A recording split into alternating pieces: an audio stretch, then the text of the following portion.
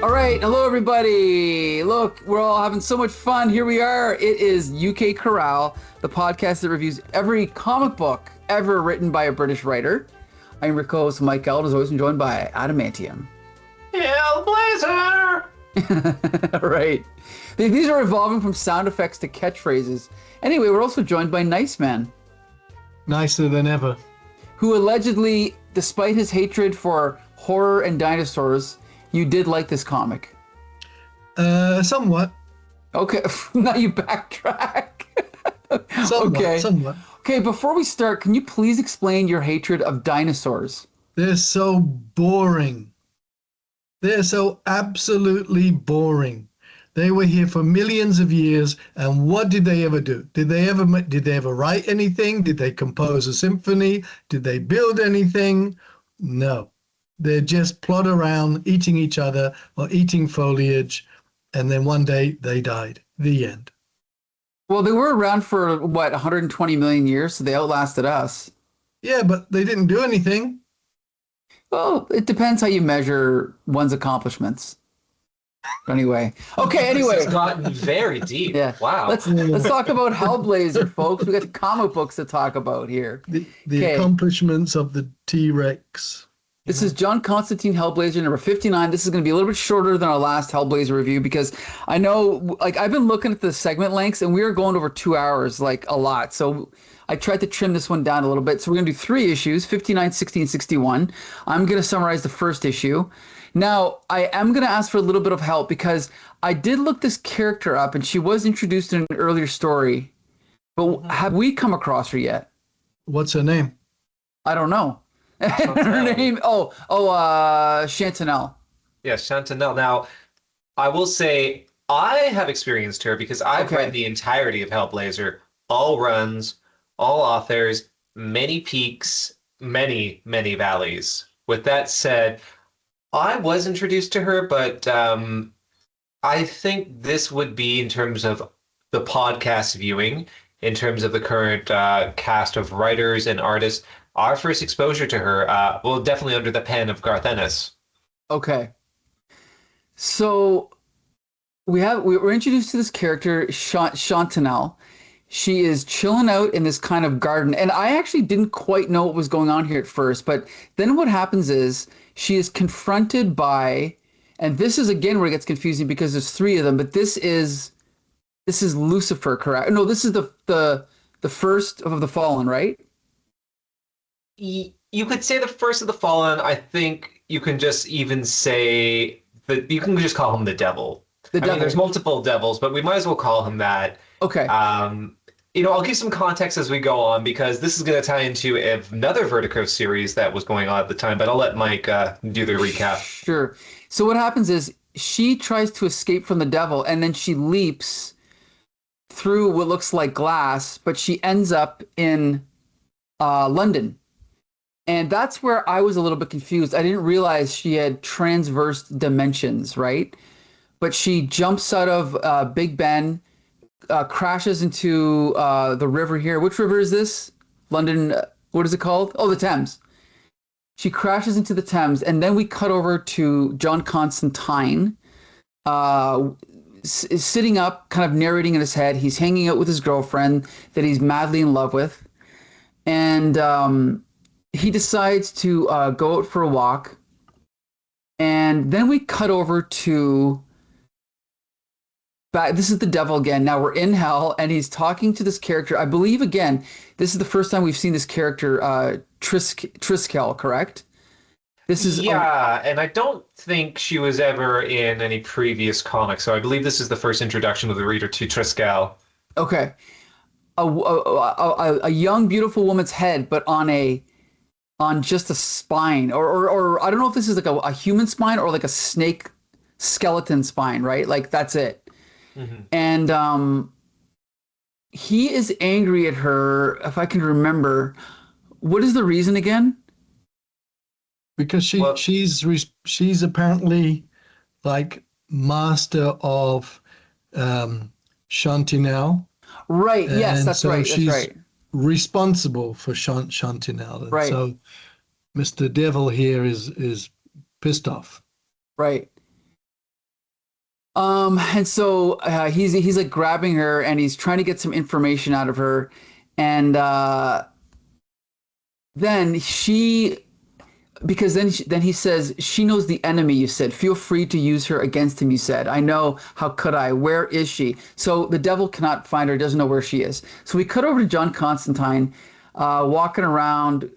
He runs into this guy on the street, and then he makes his way into basically like the sewer, you could say, and he comes across, and this is where I was confused at first, but this is the same character. Her nickname is Ellie, but her full name is Chantanelle. Chantanelle. Yeah, He just refers to her as L. yeah, exactly. That's what I was saying. Yeah, this is her nickname. Ellie, right? Not L. I think it is L, like Chantanelle, L. Like there's female, like in French, like L. Okay. Yes, Mike, I'm sorry to interrupt your flow. There's no flow, but go ahead. I think you have to go back to the scene where John Constantine is sitting in a chair looking at his beloved. Sure. Because it's more than that he's just sitting in a chair looking at his beloved.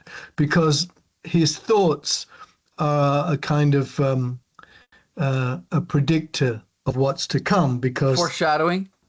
Yeah, because the thoughts are actually quite deep, right? Or have I? Well, no, I'm sure you're correct. No, I'm just trying to get through this as quick as possible. But yeah, I can slow down for this.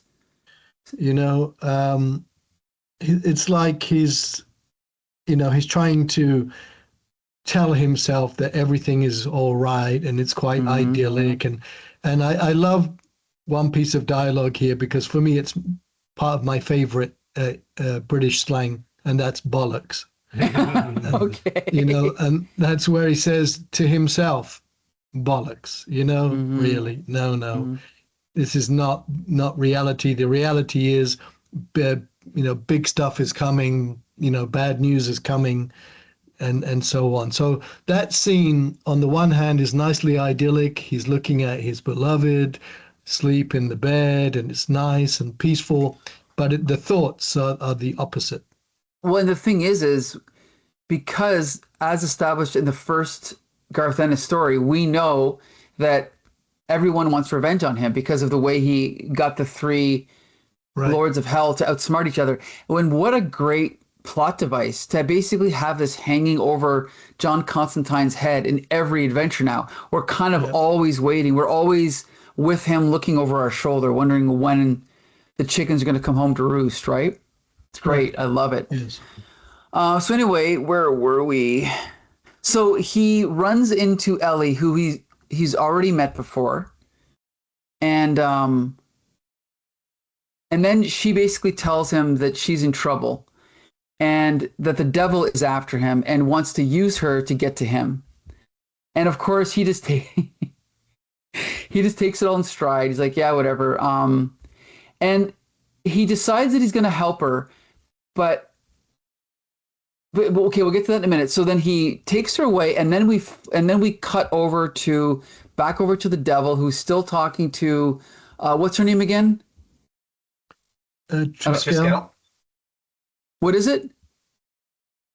Triskel. Triskel. And I don't remember what information he gets out of her here. Oh, but he decides to rip her. This is why I love this, Paul. He rips her face off of her skull. Yeah, that's funny. Yeah, okay. Okay. It is funny. I mean, for what it is, it's great, right? Rips it off, tosses it on the ground. And then I don't remember if we learn anything new here or if he's just giving a speech. Adam, do you remember? Well, that's not really her face. That's Dariel, which is the face of an angel. So they're talking about how that face was ripped off from the angel, and then Triskel's been wearing it as part of like this macabre outfit. They're very interesting because Triskel's also kind of like the queen of the harpies, I guess you could say, in terms of the arrangement in hell. And that's where we're really getting to, and we're building more and more understanding of what's happening. And I did say this ties into another comic. So this ties into Nice Man's favorite comic, Sandman by Neil Gaiman. Ah, And yes. this involves a storyline I actually quite enjoy, and we might get to it if we ever dare cover Sandman, in which Lucifer gives up reign of hell. Lucifer essentially grows bored and decides to abdicate their throne and their responsibility to control hell. And so it's left for the three other lords of hell to battle with one another or to be at this kind of, I guess you could say, armistice, where it's like almost one of those mutual destruction pacts where they understand they cannot best each other. So hell remains this federation of these three different rulers. And so they're discussing that. And also the devil in this case, or Satan, or the first of the fallen, there's a couple names to approach this character with, is basically pontificating how he would love to take over hell. And in addition to revenge on Constantine, that's his ambition. So then we cut over to John Constantine, who has brought Ellie to a hotel. And I was worried that he was going to cheat on his girlfriend, but he doesn't. He is just comforting her, and they're talking. What? I'm very protective of this couple. Anyway, and so they're kind of just talking about everything that's going on, and then they're also talking about Lucifer. They're explaining his backstory a little bit, and then I guess that's all that happens. And I thought that we were going to see more of the flashback, but I guess that's in the next issue. So we have an issue that's mostly just people talking and setting up for the conflict to come. Almost no action, right? Mostly just conversation. And that's pretty much it. And then it just ends right there. And also, he does say that he's going to help her, but at the end of the story, he says, I'm going to help you, but you're going to have to help me one of these days. And one of these days, I'm going to collect. Basically telling her, yes, I'm going to help you, but you owe me. And that's the end of part one. Right, but to be clear, he's going to help her try to do what exactly?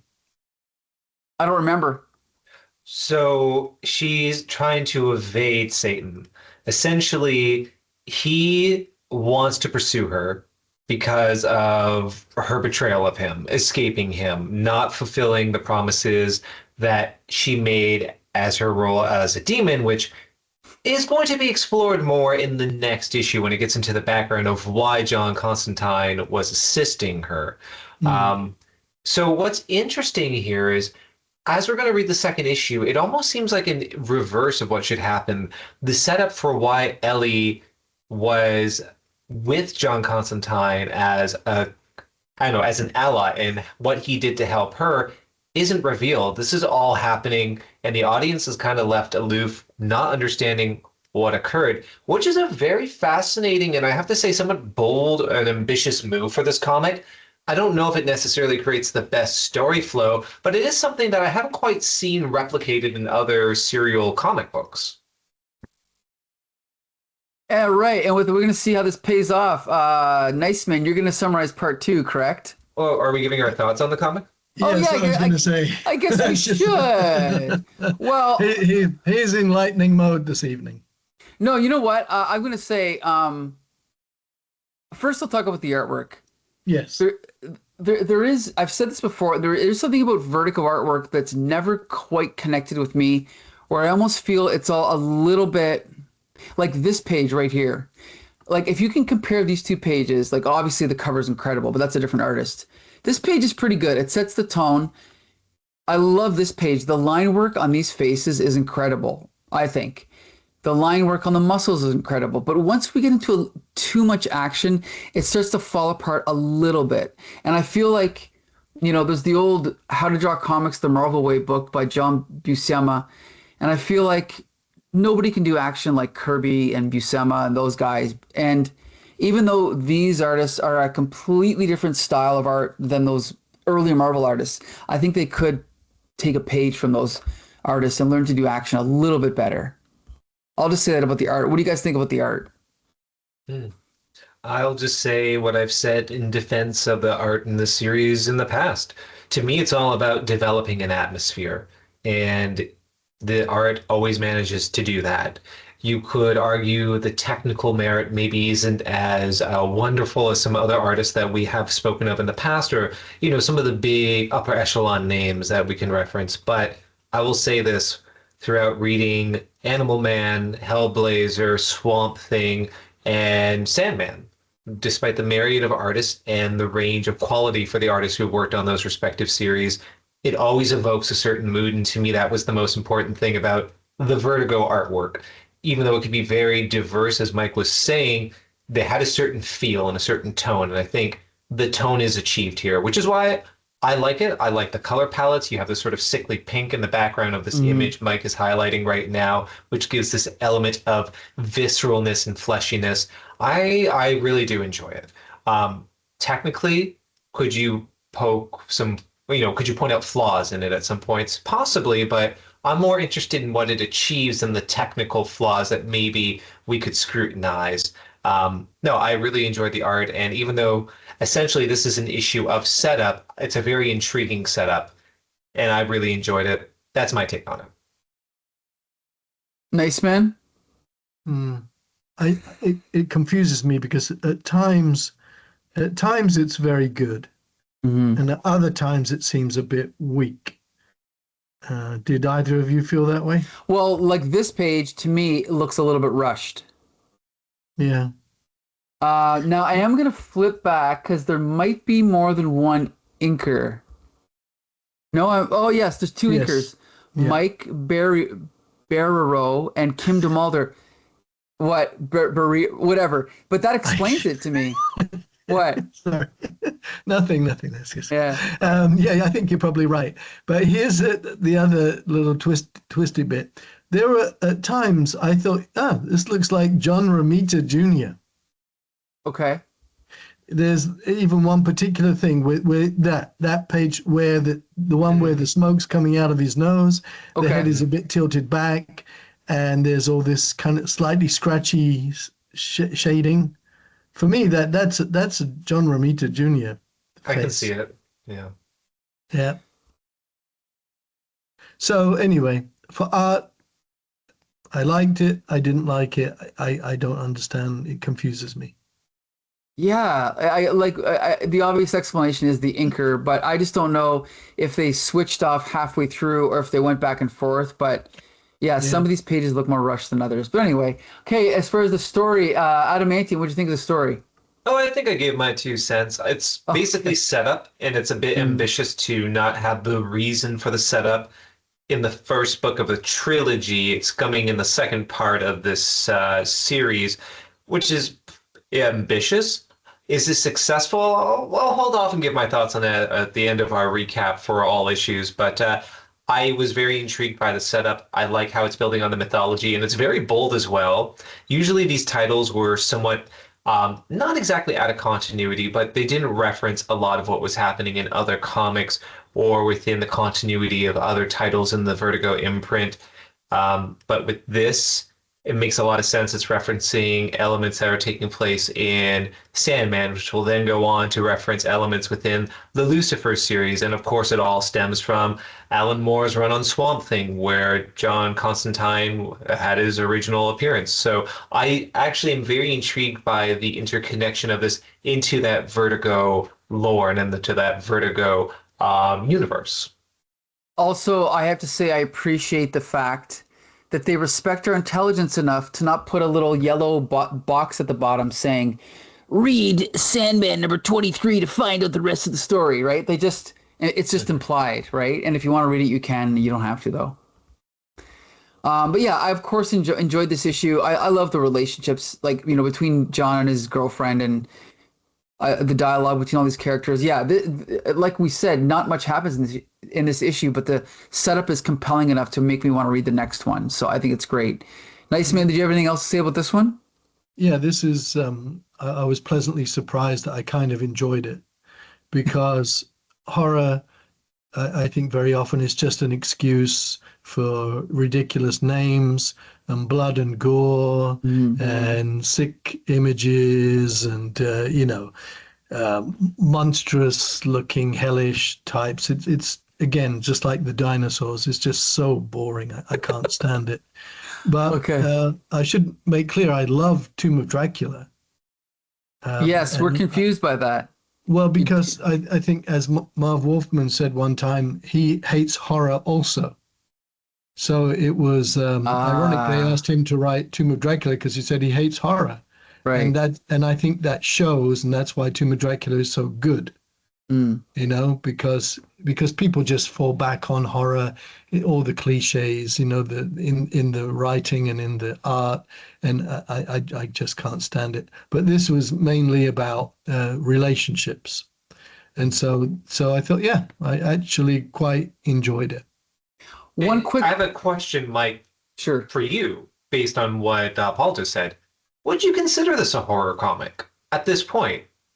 That's a great question. Not really.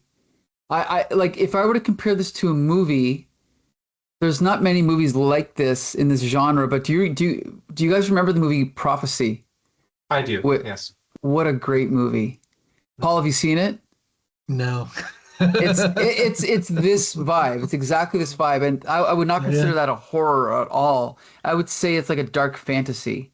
And Was I believe that Christopher Walken in that yes, one? and Okay, yes. Eric Stoltz, yeah. And I bel Yes. and I don't know if you remember, but before Vertigo had a name, when DC did their loose leaf Who's Who update, do you remember that?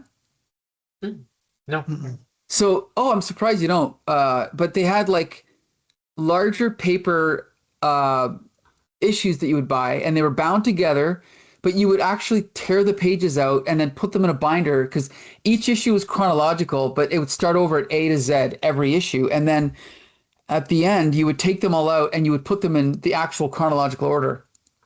But anyway, this was before Vertigo had a name, but they did have one issue dedicated to Doom Patrol, Sandman, and all those characters, but they called them something like, this issue dedicated to DC's collection of dark horror or no, dark fantasy characters or something like that. So they didn't call them Vertigo. They just had to have a name for it, but they didn't know what to call them. So they called them dark fantasy. So I just Yeah. thought that was interesting. To a point that Paul made, like I think there's more than one type of horror fan, but I do notice there tends to be two lanes. Those who love the tropes, they love watching it for the excess of gore. They'll watch your slasher features because they kind of know what to expect and they want to see it done well, or at least they want to see if someone's doing something interesting with that. And then there are those who will like something completely different being done and will go outside the box and will not necessarily watch your Halloweens or your Friday the 13th, but will watch, I think we even mentioned like what's considered prestige horror. And, I don't think there's a right or wrong way to enjoy a genre, and I don't think there is one better type of fan, but I do think maybe this is veering more towards that elevated or prestige horror that is quote unquote being referenced, maybe like a Guillermo del Toro type, as Sure. opposed to your standard Bug Dracula sort of fare. Well, it's also not it's not slasher horror. It's not like usually you think of horror as a protagonist being terrorized by someone, like either a serial killer or a monster. But this is about exploring the characters themselves. So I think that's why I think it veers more into fantasy. But there's Agreed. definitely horror elements for sure. Yes. Mhm. But anyway, you want to jump to the next one? Yeah, let's try. And Okay. I think I've chosen to try and encapsulate the second one because Yes. I enjoyed that. If I remember correctly, I enjoyed it quite a bit. I almost Okay. said a lot, but I don't want to say a lot. You don't want to All right. overstate it. Okay. So we've got to pick up from where we left off, and things are going to advance now, meaning that the main characters are going to engage. But first of all, we get a pleasant surprise. This is Constantine facing a couple that have knocked on his door, and they're a very interesting looking couple. And the male looks angelic, and the female is very pregnant. and they need his help. So I found this immediately intriguing. Who are these people exactly? Why do they look the way they are? She's pregnant. What's the significance? Why would they need his help? I mean, he's not exactly a gynecologist or something like this, so there's got to be more to the story here. And so it's a good setup for some fun dialogue as well, some fun expressions. What does he say? It. Oh, he's like, hurry up, I'm not a doctor, and hurry up because I'm supposed to be meeting my mates for a drink. And suddenly there's a flash of light, and we turn the page, and we discover, that's why. This angelic male is an angel. And the female, who looks kind of vampish, well, she's kind of got bat-like wings. Mm-hmm. So, of course, they've come to him for help. But this is a very, very interesting couple visually, and that we know there's going to be more to this particular story. So then we go further in, and we discover that this angel of the Lord, what's his name? Tally. He's an angel of the Lord. And this is where there's lots of dialogue that I remember from when, of course, where I was born and lived in London. Because Constantine says, so how does an angel of the Lord get a demoness? She's a demoness.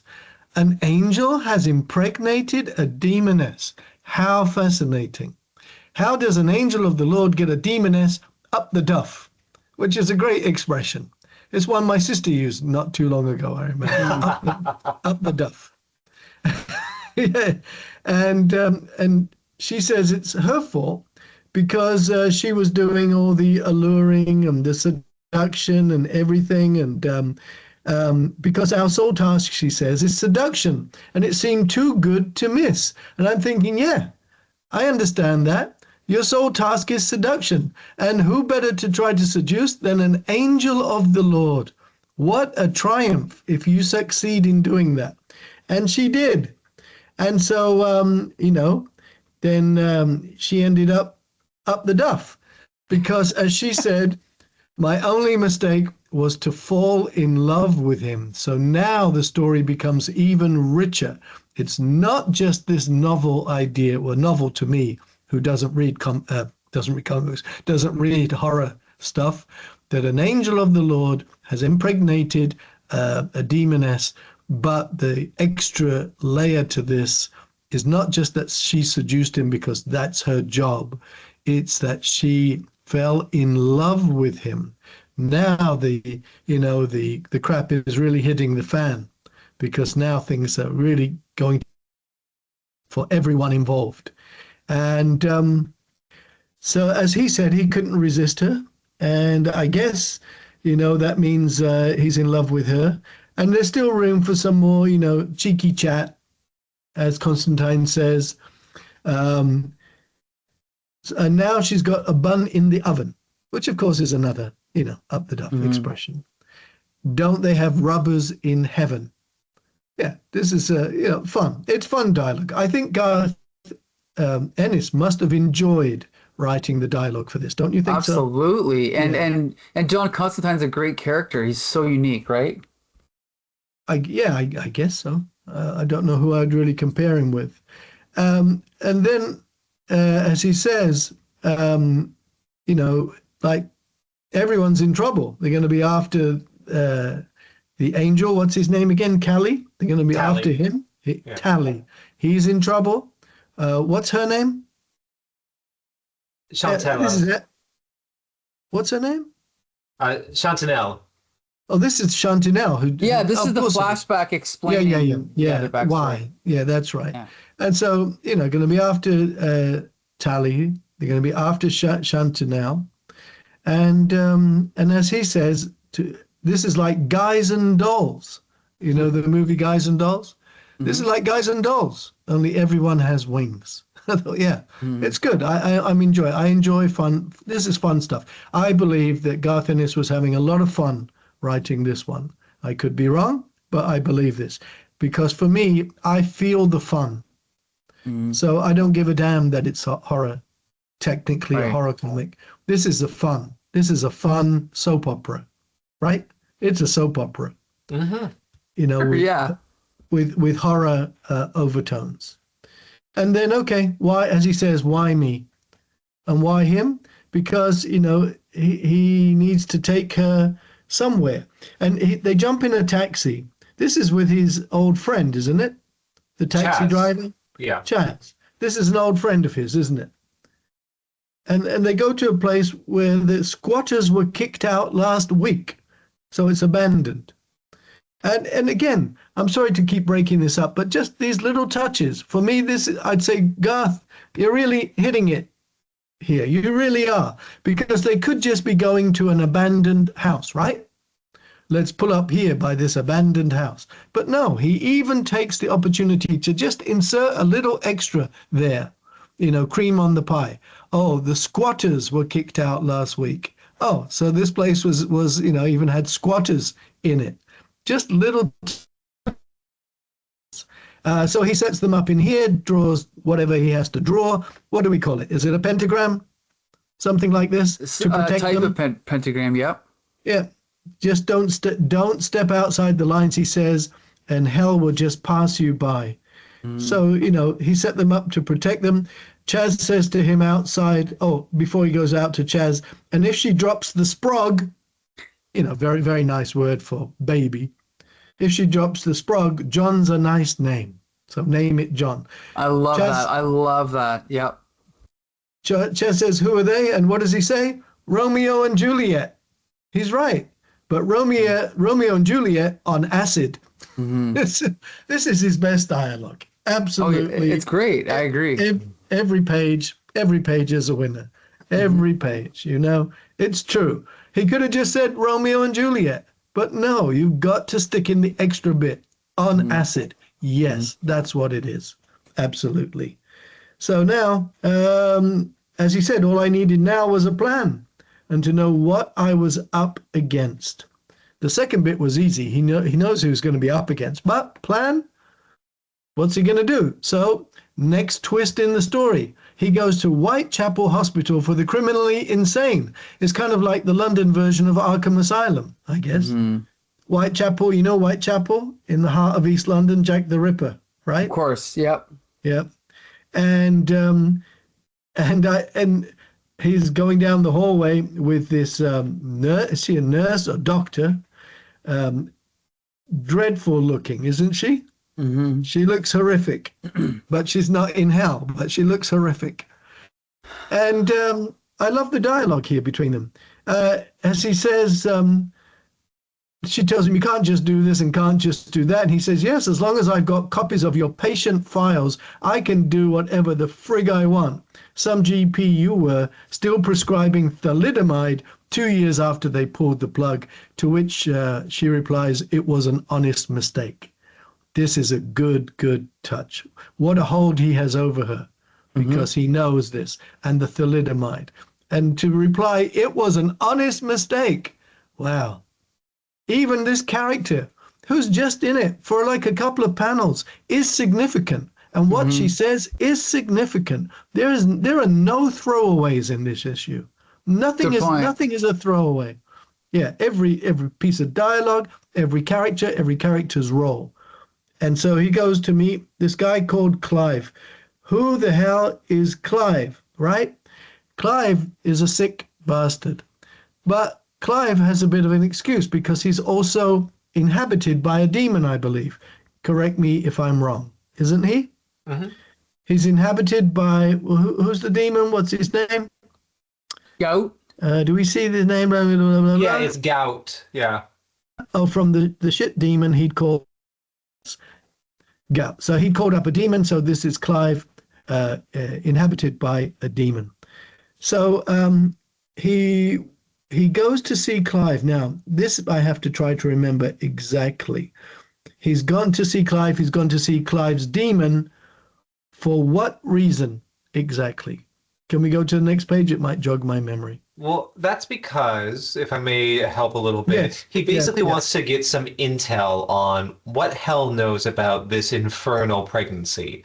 He essentially wants to know what machinations are happening to pursue Chantanelle and Tally. And through his exchange with Gout, it comes to light nothing really. There isn't really any information to reveal. And so basically, Constantine expunges the demon from the body of this individual and just kind of lets him rot in prison. I also like how he almost gives up their identity right here. Yes. That's pretty cool. Anyway. Right. So thank you so much. Because now you've jogged my memory. Now I can tell you, yes, he goes to him to get information. And would you say that he gets the information he needs? No, no. All he knows is, as far as he knows, Hell doesn't know about them, right? Right. All right. So now he's back at the house, and what does he see?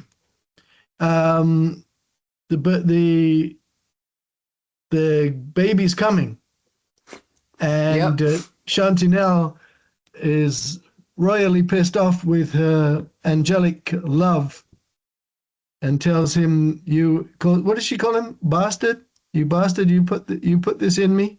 Mm-hmm. You put this in me and it's tearing me apart. No, I love you. Bullshit. Great dialogue. Great dialogue. And then what do we find happens? Well, actually, what does happen? Oh, 7 mysterious, robed, eerily lit figures appear. This is a great twist because Chantanelle and Tally are afraid they're being pursued by demons. But as is revealed, no, the pursuers are not demonic. In fact, that sigil that John Constantine inscribed onto the door won't protect them because it's actually the agents of heaven that are pursuing them. And the agents of heaven, sorry, Adamson, the agents of heaven decide to fry Tally alive, right? Mm-hmm. They is that right? They just, to me, it seems like they've barbecued him. They completely immolate Tali, and then they attend watching over as Chantanelle gives birth to this half demon, half angel entity, and great visceral descriptions by Ennis. You know, I'm always a fan of his prose, but the way he describes as Constantine is making comparisons about all the horrible, disgusting things he's heard. He's heard a burning seraph's howl, hell's teeth crunching shut on an innocent soul. I've had the devils hissing in my ear, and yet that pales to the sounds of this birth and the pain that Ellie's going through. So that's a visceral, powerful description. So it seems to me that Tally is definitely deceased. Mm-hmm. And Chantanelle looks semi-dead, or she's deceased as well. No. So this is all a flashback. So she basically, he even says, I don't know what happened to the thing she gave birth to. I hope they killed it to put it out of its misery. Right. But in the end, the heaven guys took it. Yep, and that ends the flashback, and now he's back into the present, where him and Chantanelle are going to discuss what they're doing now to help her with her current situation. Yes. Yeah, all good stuff. And I find it in character that even now they have her dressed in a way that's true to her character as a seductress. Mm-hmm. For somebody who's been through what she's been through, in normal circumstances, you would probably expect her to be covered from head to toe. And, but here, no, she's dressed as provocatively and seductively as before. So she needs him to get the devil off of her back, and then she asks him, and then what will I have to do for you in return? And even then, it's almost like a tease, almost like a point of seduction. And I love his words here. You must be really desperate to try shit like that with me. Mm-hmm. Great. It's great. That's good characterization. I know we haven't come to the end of this issue yet, but if there was ever only going to be one issue of Hellblazer that I ever read, this would be it. So that's it, I think, right? He knows that he's got to try and get the devil off her back. She's got to try and help him because the devil still wants to get revenge for the bind that he put the devil in. And I think that's where we are. But the devil is just kind of biding time, wanting to get revenge, I think. I do want to interject one thing here because I think this is going to be out of context for anyone who hasn't read the early issues of Hellblazer. The first of the Fallen, the devil Satan, is talking to this now mortal figure called Negril. And this is actually the first real adversary of Constantine, who was basically a demon that him and some friends manifested on a lark playing with magic. And it was his first real exposure to any sort of necromancy, dark arts. And in doing this, this demon came up, killed his friends, eviscerated them in front of John Constantine, which caused him to have basically this catatonia and just be put into an insane asylum for a number of months after witnessing what had happened. And Negril was a recurring villain pursuing Constantine after he evoked him and brought him into the world. So this is kind of showing the usurpation of this, I guess you could say, tier of villains or adversaries that Constantine has had. Now Negril, who was once the big bad, is just relegated to a puppet that the first of the Fallen is playing with and torturing, saying, you know what, you failed, we all failed, but we must all fight our devils, and I know what my devil is. And his devil in the final page of this comic is Constantine flipping the bird. I love it. Okay, yeah. So now with that, we're going to jump to the final part of this story, correct? Well, actually, I want to give a few points. Oh, sure, here. Sure. One of them is Garth Ennis, when he was doing this run on Hellblazer, this original run, was a great writer. And of course, he's done some other things I liked as well, like Hitman, and I think we talked about the Punisher series he worked on. But I found after a time, Ennis, not only did I think he enter into writing provocatively just for the sake of being a provocateur, the problem was he became very redundant with his ideas.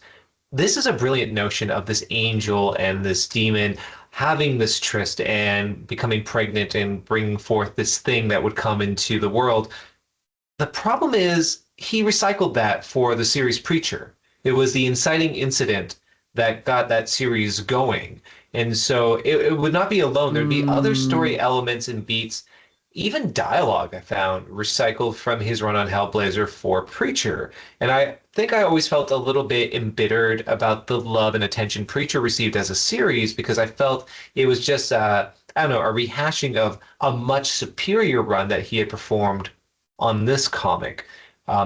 With that said, though, when we talked about Constantine last time, I talked about how much I loved the growth of his character. He was consistent, yet you saw that the entire run of Hellblazer for Ennis was showing how a person becomes who they are. And this growth from Constantine as this kind of caricature of this cool occult figure to a fully fleshed character. And I think this is now, we've been introduced to that. This is the status quo. This is exactly who Constantine is. He's pithy, he is irreverent, but he's also very loyal, as we see with his relationship with Kit, and it's going to precede the beginning of the next issue.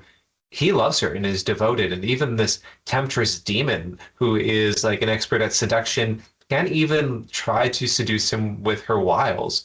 I love his characterization. I love the cleverness of this arc, the writing.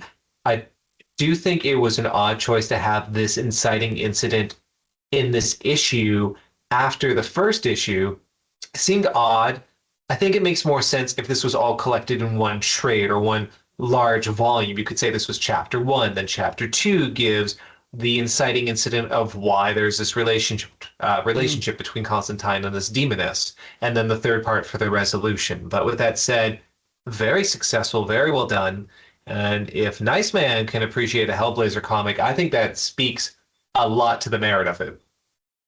I'm also going to say I'm in the middle of reading because I've been buying a lot of Garth Ennis comics over the past few years based on the strength of Hellblazer, Punisher, and Crossed. And I still enjoy everything he writes, but the last one I read was called Marjorie Finnegan, Temporal Criminal. And it's one of those ones where, yes, it's good. Yes, it's technically well written and very well drawn, but you can tell he is just cashing in a paycheck compared to this. Mm-hmm. So I don't know if he's past his prime, but yeah, there's no comparison between that and this here. So it's very frustrating because usually when I like a writer, I'll buy pretty much everything they do. And so I guess I'm bound to come across some stinkers in there. But yeah, so this is a pleasant, not surprise, but I'm just glad that it's sometimes I wonder, oh, is he as good as I think he is? But yes, he is. Put it that way. Anyway, okay, you want to jump to the third part? Yeah, so I'll do the recap for this one, Mike. Sure. Okay, so the comic opens with this really great, very dialogue-light sequence in which Kit and John Constantine just have a really good moment together. They're just sharing their love and having this very intimate exchange. It really lets you know their dynamic, and it really shows you what a great relationship they have. I think this is great in contrast to what happens next. If we go down 2 pages where we end up in a bar where we have Ellie, who is just reflecting on everything that's happened. Of course, thinking about the deal she's making with Constantine, what she's going to do to evade the traps of the devil, but also, this relationship she had with Tally and how he's now gone and how she misses him and reflecting on this love that she had that is no more. There's some further recounting of dialogue between the characters, and I think this is why I really like this era of Ennis.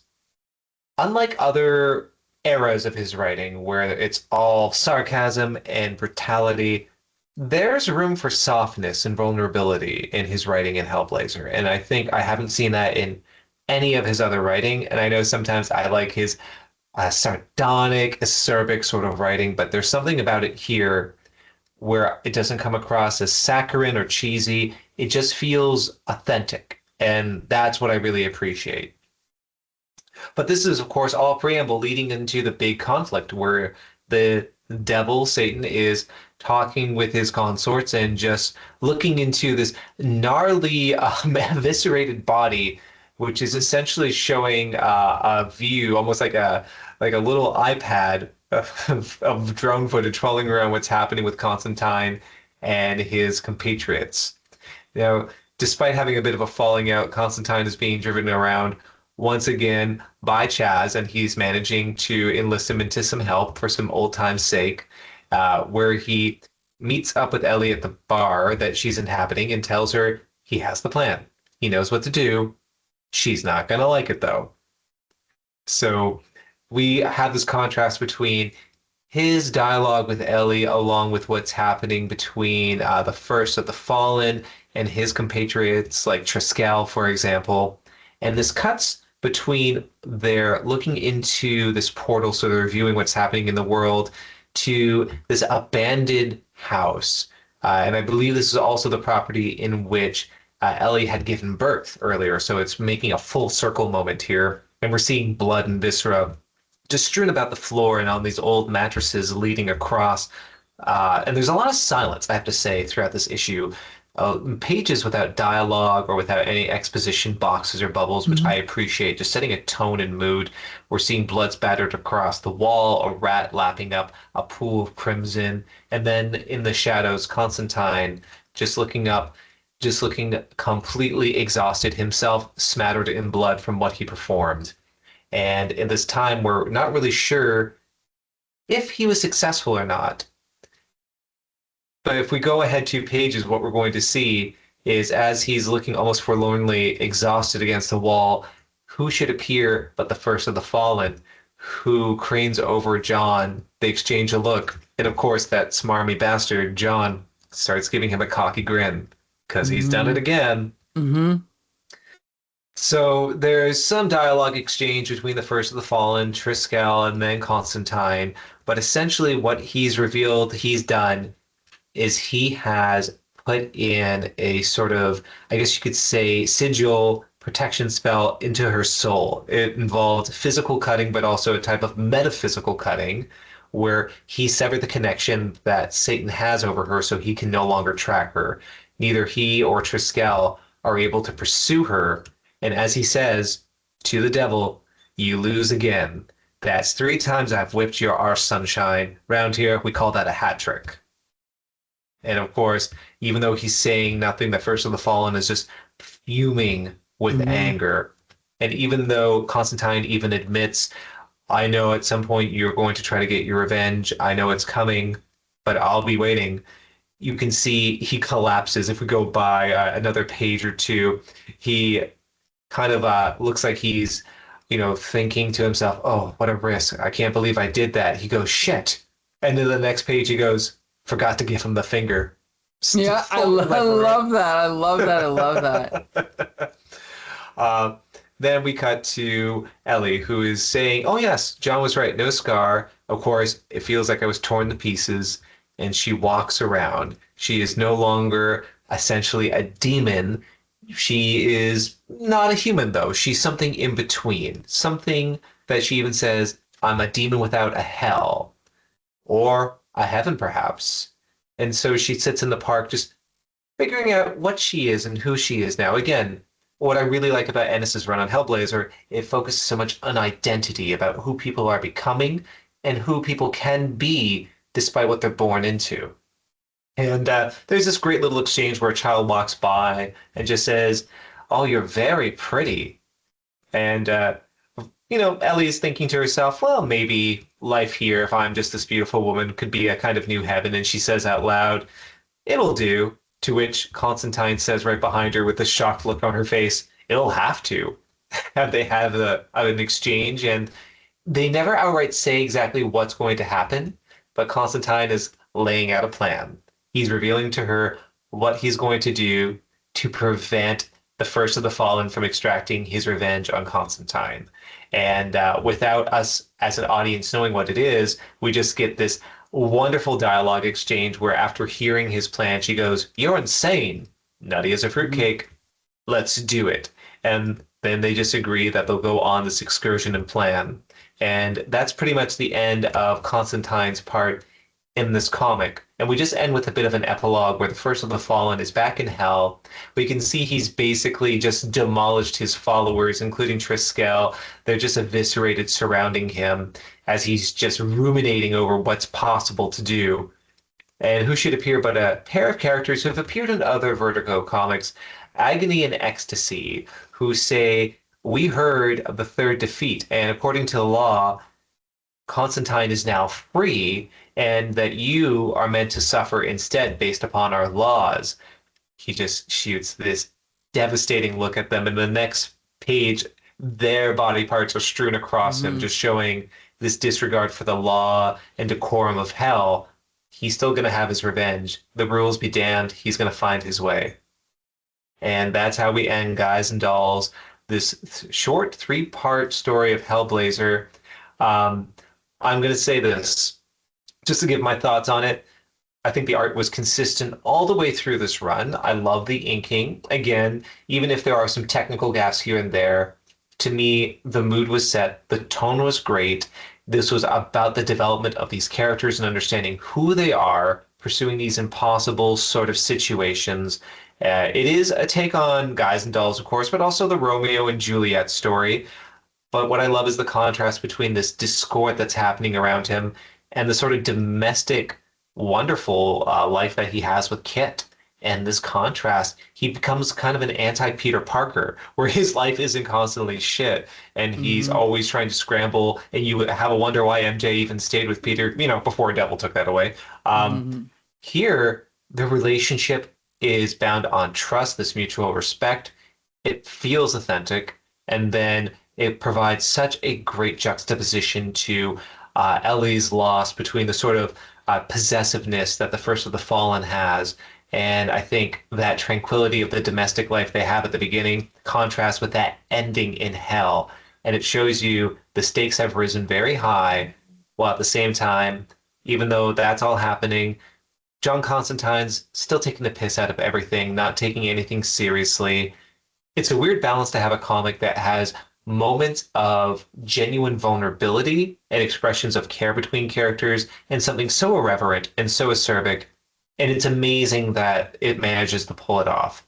The imagery, the atmosphere, the creativity of the story for me makes this one of my favorite Hellblazer stories. And all in all, I can't thank Mike enough for making this our comic that we read today. You Wow.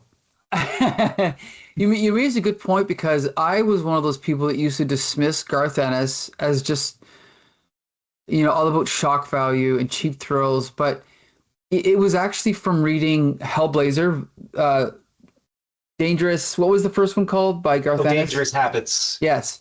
And also Cross, that I realized, no, there is so much humanity there. Like even this scene of this former demon sitting on this park bench thinking, well, I guess I'm stuck now. I can't go back to hell. Then this little boy walks by and says, you're very pretty. And she just says, what? And then she just says, a new heaven, it'll do. And it's just what a life-affirming scene. Oh my God, it's so great.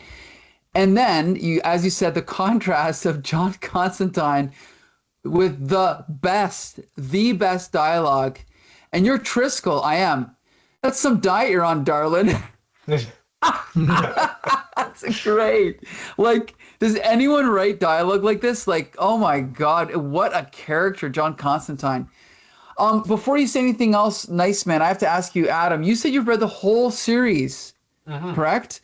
Is Yes. the first, section by Jamie Delano, is it good? Is it as good as this? Is it comparable? Oh, it's not as good, but I still enjoyed it. I feel that early run, I would be comparable to like a creature of the week sort of storytelling mechanism, like early X-Files episodes. Gotcha. And just exchange the paranormal of like aliens and sci-fi for the supernatural, and you kind of get that element.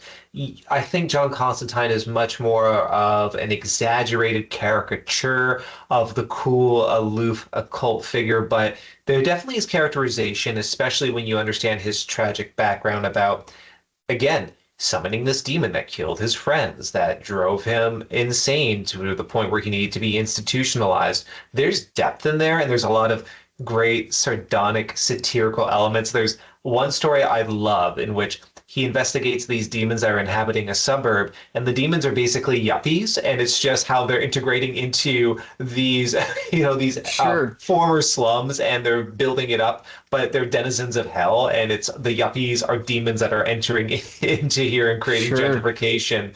That's the sort of tone it goes for, and you don't have that same sort of social commentary in the Ennis run. It's a lot more personable. It's a lot more individually human, but I think just it's worthwhile reading, but it's not the same caliber of this. Sure. And I will say, having read everything, the first, I'd say up until the end of the Ennis run, it's a really good, fairly consistent run, and there's a lot of peaks and valleys thereafter.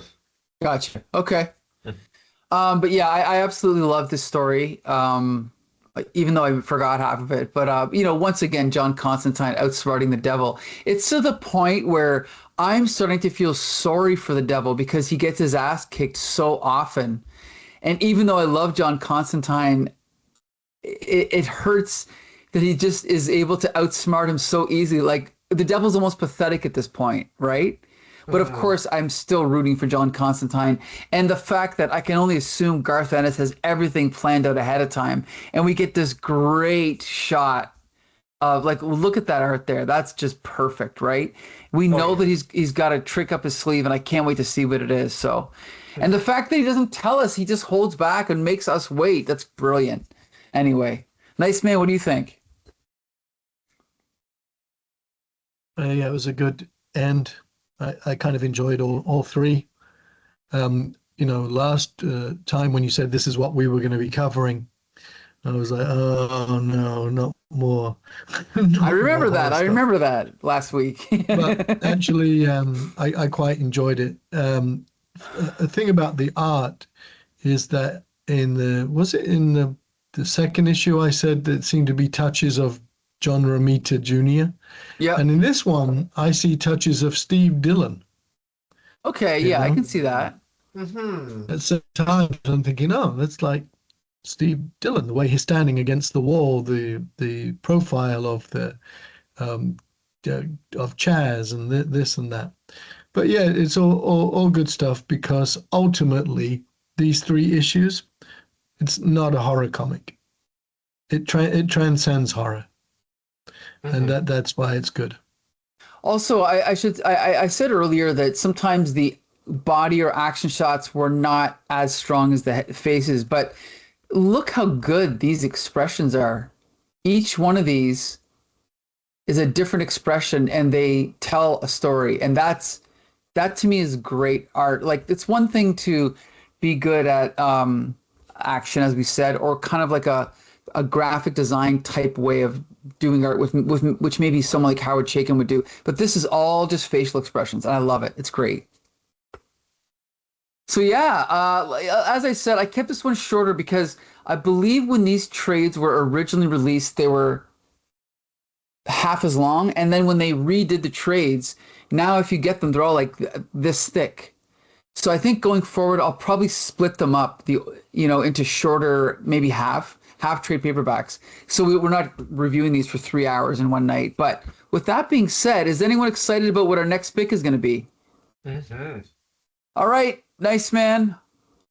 You ready? Let's guess. Look what let's it is. guess. Ethel and Ernest, wait. a true story.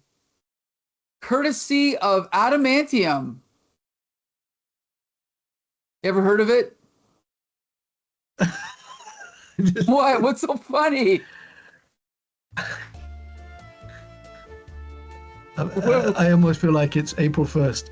No, what do you mean? What is so funny? It's just a comic book, man. It's just a comic book. Come on. Anyway, so there you go. We're definitely veering off the path here. This is an author I've never ever come across. But yeah, I guess before we're not going to say anything about this comic. Huh? I was going to say Raymond Briggs isn't he famous? I remember the name for some illustrated thing to do with nuclear war. Wasn't that it? What was it that he did?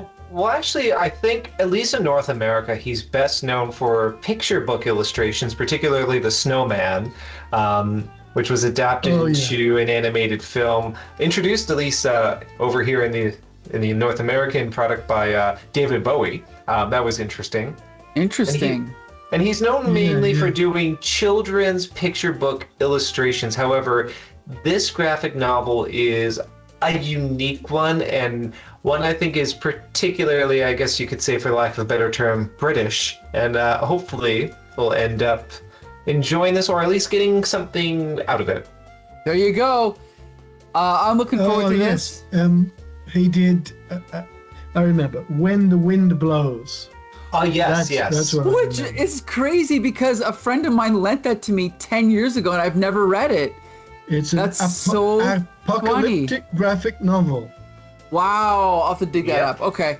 Anyway, that wraps up this episode of UK Corral. I want to thank Nice Man and Adamantium for joining me. This was a good discussion. Even though I need to see a specialist to find out why my short-term memory is so bad. But anyway, enjoyed the recap, the discussion, everything. I enjoyed the comic. I love John Constantine. I love Garth Ennis. Every week we review a different UK comic book, sometimes American comic books written by UK writers. Actually, that's usually what we do. You can find every episode at comicbooksyndicate.com or youtube.com. And that's it. Until the next time, see you later.